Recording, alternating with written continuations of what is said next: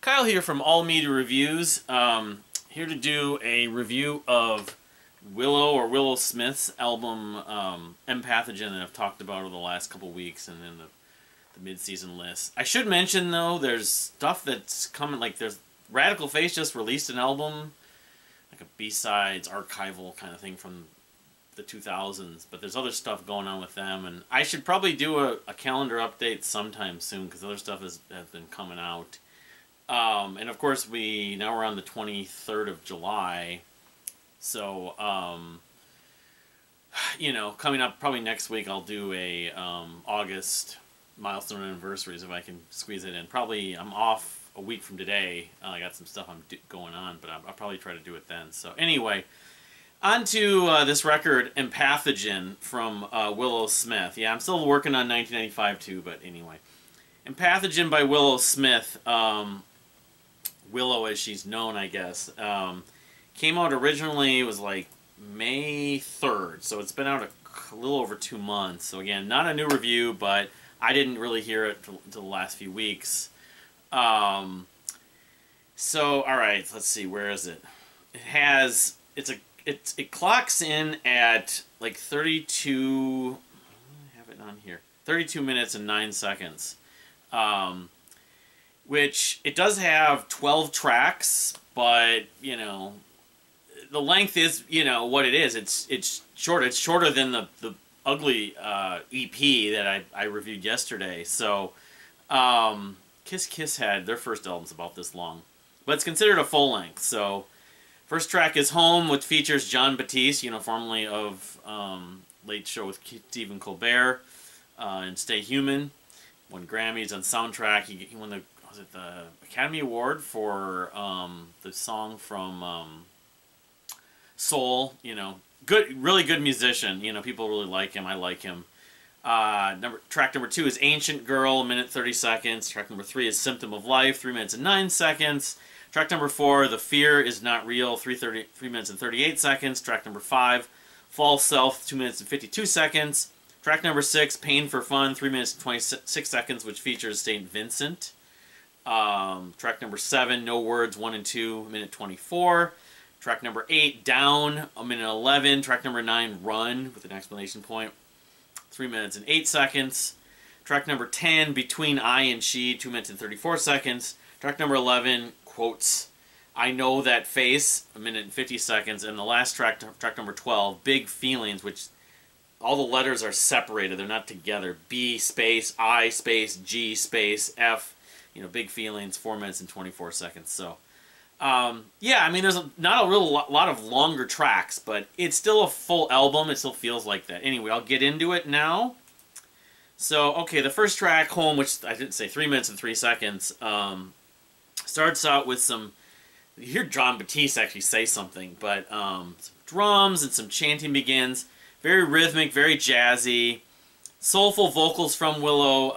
The line, I live my life in a river of grace. This river, this to carry me home. Eventually she repeats that line. The vocals are kind of stripped down though. It's just, you know, the three, the vocals, piano, and the drums really. But it's a nice balance with the vocals and the piano. Alright, so the second track, Ancient Girl, 1 minute and 30 seconds. You know, very short track, obviously, like many on this record. Willow's vocals, it's just mostly Willow's vocals and an acoustic guitar. It's kind of like, you could say, like a bunch of these tracks would be considered interludes of sorts. They're just little ditties. And I have a little more details to say about that. But the line, Whisper Soft is the story. I'm not sure if... And then she says the word sacrament in the forest. Kind of poetic. Ancient Girl, titled like Ancient Girl. But there's vocal layers, which she does several times on this record. They're like doubled or tripled. You hear multiple vocal tracks, especially on the word girl. Girl. But I like this, but given it's kind of stripped down again, it's 1 minute and 30 seconds, it's kind of short. It just kind of goes by quickly. So then track 3, Symptom of Life. Probably the song I think of this record, at least initially when I first heard it a couple weeks ago, most for. The piano intro is really nice, again, jazzy.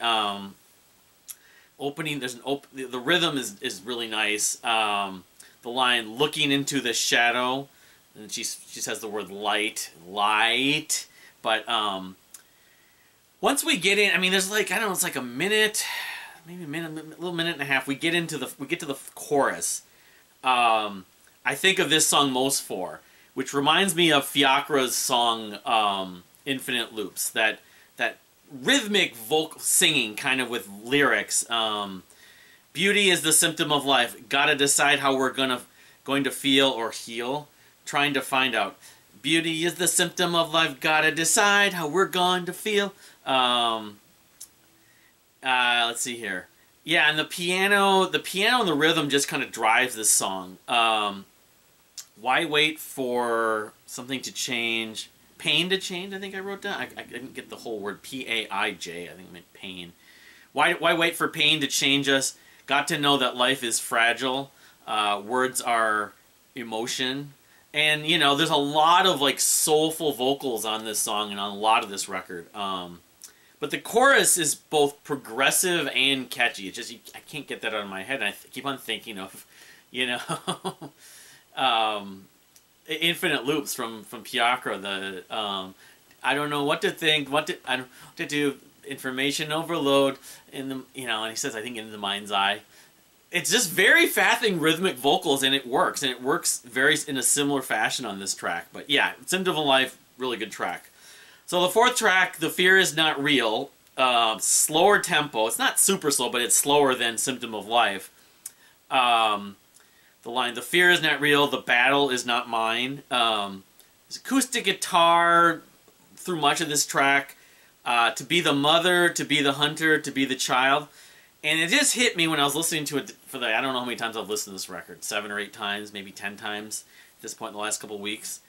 Jeff Buckley. I don't know if she's a Jeff Buckley fan, but it wouldn't surprise me if she is, because I know she's a Dirty Projectors fan, and I can say that Dirty Projector took something or were influenced by Jeff Buckley, but some of her almost falsettos and sort of her vibrato very much is in a similar fashion to Buckley. You know, not just this track, but this track it kind of hit me on. The line in the silence, in the silence, in the silence, and then she's just going like chanting this real emotion. I can't really impersonate it, but it's very much. You hear the emotion that, you know, vocals can be just nonsense and just chanting and not have to have words, and they come across really well. I'm a fan of that, and there's many examples. Jimmy Necco to Kimbra to you name the singer, just Queen, you know, and it works on this track and works on this album much. But the hi-hat pattern, the snare pattern combined is very upbeat and driving. The time with Willow's in the silence, in the silence, in the silence, in the silence. It's like, again, it's like a triplet. The fear isn't real. She sings towards the end too. But okay, so moving on to track 5. You know, I mean, The Fear is Not Real is definitely a good track. I don't like it maybe quite as much as Symptom of Life, but they're both really good. False Self, 252. The rhyming in this track kind of, I think of most for.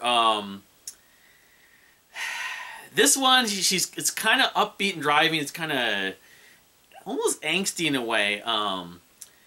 It sounds almost like poetry. I've decided that I don't want to justify it. But then there's more chanting. It's very groove-oriented. The bass line is very upfront on this track. And then in the bridge, I guess you'd say, I want to crash, I don't know what she says, but it's angsty, but feel the answer change, but I don't want to change, but I need to change. I ask myself the same every day. It's almost like she's going through self-therapy or trying to, well, I mean, given her age, she's 23 years old, she's still figuring out who she is and what she wants to do, but so she's just kind of speaking it out, kind of trying to figure things out verbally.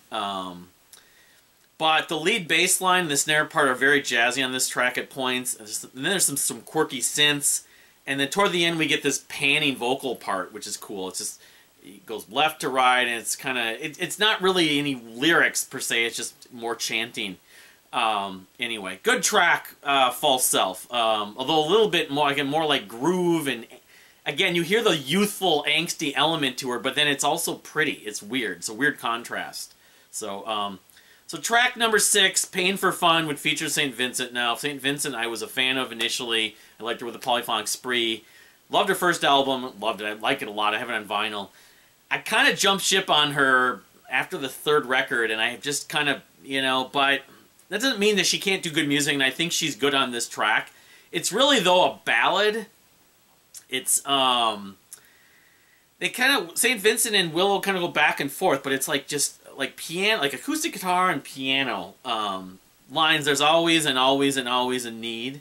There's always and always and always a need. And I hear, like, St. Vincent singing that, and then I think I hear Willow singing it, where she does the call and response. When you start to cry, I get the familiar feeling. I'm so happy I could break down and cry. I kind of wonder if this is like a love song of some kind. The line, I'm so close to tears, I'm so happy I could break down and cry, you know. It's you know, it's only whatever, a little over, it's 3.5 minutes, I guess, but it doesn't overstay its welcome. It's fine. It's not my favorite track on the record by any stretch, but I do like it. I like the way the piano gives, you know, it's gentle atmosphere, and it's a ballad. So anyway, track number 7, No Words 1 and 2, 124, another interlude, because it's only 1 minute and 24 seconds, but sounds like drums and bass guitar, but mostly chanting. There's no, like, lyrics to, you hear some Willow's vocals. Some fuzz guitar at one point is included in here, but piano and just some vocal chants. It's jazzy, but again, it's just kind of, it's like an interlude. It's another one of these tracks that's an interlude, so, in a way. So track number 8, which is even shorter, Down, it's a minute and 11 seconds. Slower, it's a little contrast to a lot of the other tracks on this record. Slower than that other track I was saying was slow. The Fear Is Not Real, but it's slower than that. Deeper vocals from Willow. The line I will never let you down, but it sounds like upright bass is being played with Willow's vocals. But again, it only goes on for 1 minute and 11 seconds. It's kind of, again, you know, it's a, I don't know. I got something to add about the length of some of these tracks after I'm done here, but anyway, it's okay. Down. I don't mind. I don't love it, but I don't hate it. So track number 9, Run, with an exclamation point, 3 minutes and 8 seconds. It was, I believe, released as a single. It was one of the first or second singles. I think Symptom of Life might have been the first one. I don't know. I wasn't following it back in May or even earlier in the year, like March, when some of the singles were coming out.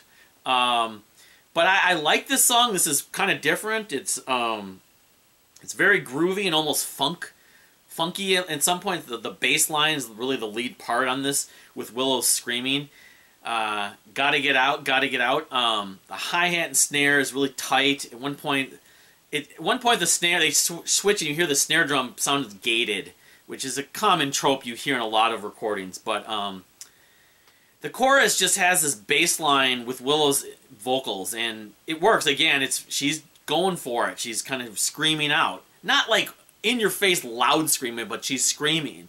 The word get out, and then run, run, run, run, run. I run, run, run, run. I mean, the lyrics aren't really meaning to, it's just kind of illustrating what it's about. I don't know, I'm trying to run from something, run towards something. I'm taking a run. But then you get piano. It's over piano, and this cool build starts on this track. The vocal layers, the building. You hear the background. You have multiple vocal layers. There are several tracks on this record, including this one, that have multiple vocal layers. But you get vocal. It's almost like moaning, and she says the word "stay, stay, ah." But then some gentle piano towards the end. So it's an atmospheric track run, which the start of it has more of a groove, but it leads to like that atmosphere, really. So anyway, track number 10, Between I and She. Really like this track. It's very upbeat. Sometimes I want to try and let the chaos, let go of the chaos inside. Let the chaos inside. Let go of the chaos inside. I was kind of wondering if this, based on the lyrics and the title, if it's sort of a non-binary kind of thing. Everyone's using pronouns more actively now. If it's something about it's going toward that. It's like, you know, I'm promoting non-binaryism using pronouns. I don't know, between I and she. Or is it just the first and You know, I mean, it's still not on binary because she's obviously referring to she, but what pronoun are you using? What tense are you using? Third or first person? Or not, wouldn't be third person, it'd be second person, I guess. But the line, something between I and she, there's a fast hi-hat pattern midway through, Will singing and chanting with multiple vocal layers again. But chanting, screaming, yeah, she's almost doing some falsettos at points on this. But then at points toward the end, it gets softer, and you get this acoustic guitar on the outro. So, yeah, I mean, it's one of the better tracks on here, although I'm not giving a ton of details other than being an upbeat song and sort of what the lyrics are kind of suggesting, but, you know, I still like it.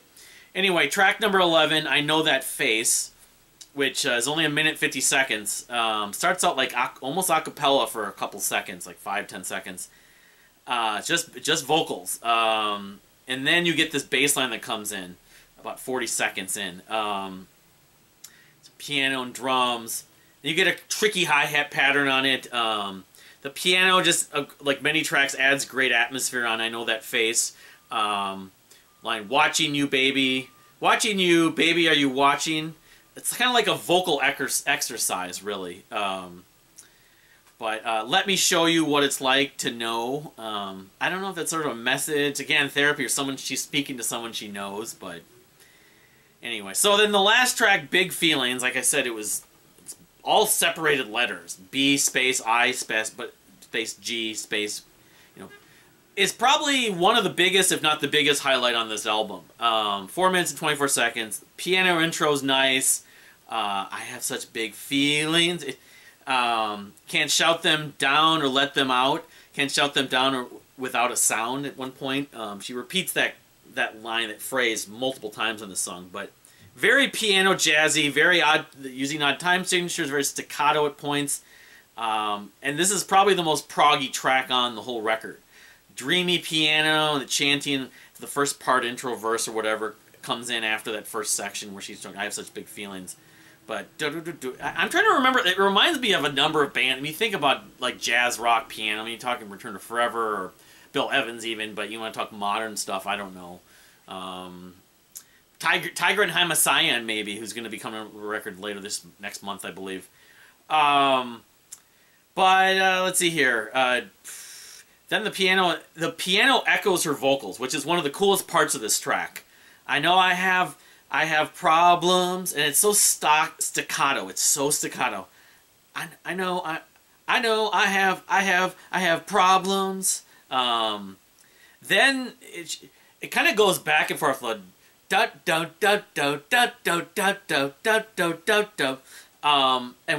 what happens after we hear that staccato with her vocals and the piano is that there's this cool synth part. It doesn't go on for that long, which actually, for my money, I would like it to go on longer. If you play it live, it goes it's catchy, it's very infectious, it's very energetic, and it's a big part of this song and this whole record, actually.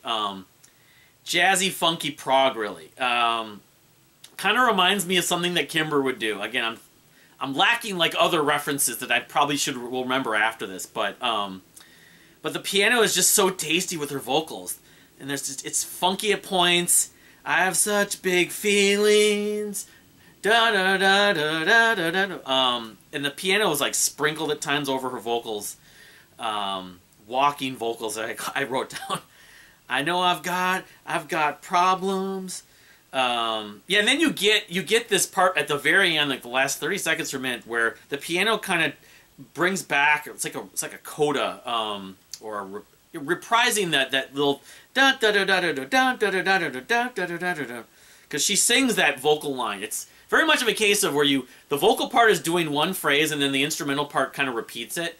And I'm a total sucker for when they do that. When they do a theme that's a really catchy part, that dun dun dun dun dun dun dun dun dun dun. It's Big Feelings is a massive, like, big highlight on this album. So what I wanted to say about this record, and it kind of hit me today after listening to it again, is that I do love a lot of it. And surprisingly, I didn't know any of Willow or Willow Smith's music before this. I just knew her being the daughter of, obviously, Will Smith. And And she's got 4 other records, but mostly they were like, I guess they were pop records. Some of them were hip hop. I'm not sure. But she loves her indie rock and obviously jazz. Reminds people of Esperanza Spalding.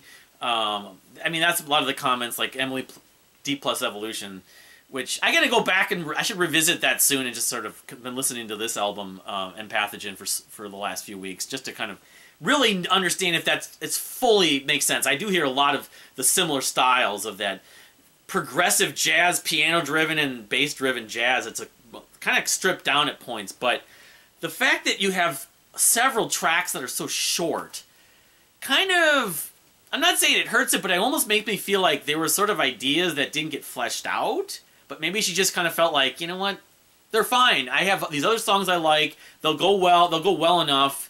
I don't know, or maybe she'll follow this up and expand on some of those, because some of those shorter tracks, like Down and trying to think of a couple of the other ones on here, are still good, like Ancient Girl, still good, depending on, but they could, and maybe live she'll do more with them, I don't know. Yeah, I mean, this is a really, I mean, the amount of like female artists doing jazz that has started to happen over the last decade and change, it's refreshing. I mean, yeah, she kind of has a little bit of Janelle Monáe in her, it's not just jazz, but the jazz part really brought me in, probably. I hope this, based on an interview, there's many interviews on YouTube and stuff like that. One of the interviews, it was like Apple Music or something like that. She said, this is she feels like this is her first like adult, like real album, even though she had 4 previous records. And it sounded like whether she's going to pursue acting or something else. This is kind of, she might be finding her thing. And again, she's 23, so it's sort of coming of age. When you're that age, you're between whatever. I mean, she's sort of been in this kind of industry and in the arts and everything being, it's a little, is it nepotistic? I don't like to think of it that way, but you can't avoid the fact she's the child of 2, celebrity, Hollywood celebrities, and people. Her father obviously had a music background, so she does have some I'm gonna say advantages, or she's had some other some opportunities that some people might not. But I think she put a fair amount of money probably into the production on this. Oh, that's the other thing I wanted to get to, is that while the performances are great, and I'm sure she had a lot to do with how everything came out on this record, obviously John Batiste and St. Vincent show up. It's this gentleman by the name of, well, I'm not certain about this, Chris Greatti, Greatti, songwriter, producer, recording engineer, bass guitar. I'm not sure how much he plays, and there's also someone by the name of Brad Oberhofer. One or both of those guys probably had a fair amount to do with some of the writing, but she's as young, even though she's five albums into her career. I think she has potentially a very bright future, especially if she continues to do this kind of stuff, the progressive stuff. Not necessarily always piano jazz, but if she's incorporating jazz in her music and, really crafting and perfecting her ability as a performer, as a singer, and a songwriter, to some degree, yeah, I don't know. I mean, then again, you have many examples of an artist who puts out a record I like, and then the stuff that comes after it doesn't do as much for me. But even Esperanza, her last few records, I loved 12 Little Spells, but I'm interested in this collaboration album. She's been doing a lot of collaborations, but yeah, if you listen to Empathogen, came out, said May 3rd, what do you think? Otherwise, I'll leave a link. I'll leave a couple. I don't think she has a Bandcamp. It's just on Spotify. It might be on YouTube too, but definitely recommend it. I want to see if I can find it on vinyl. I got it next time I'm at the record store. I got to look for it. I was at Half Price Books over the weekend, and I do have a couple records to show and some other stuff to show, but I haven't done that. But yeah, thank you for watching though, and we'll see you next time.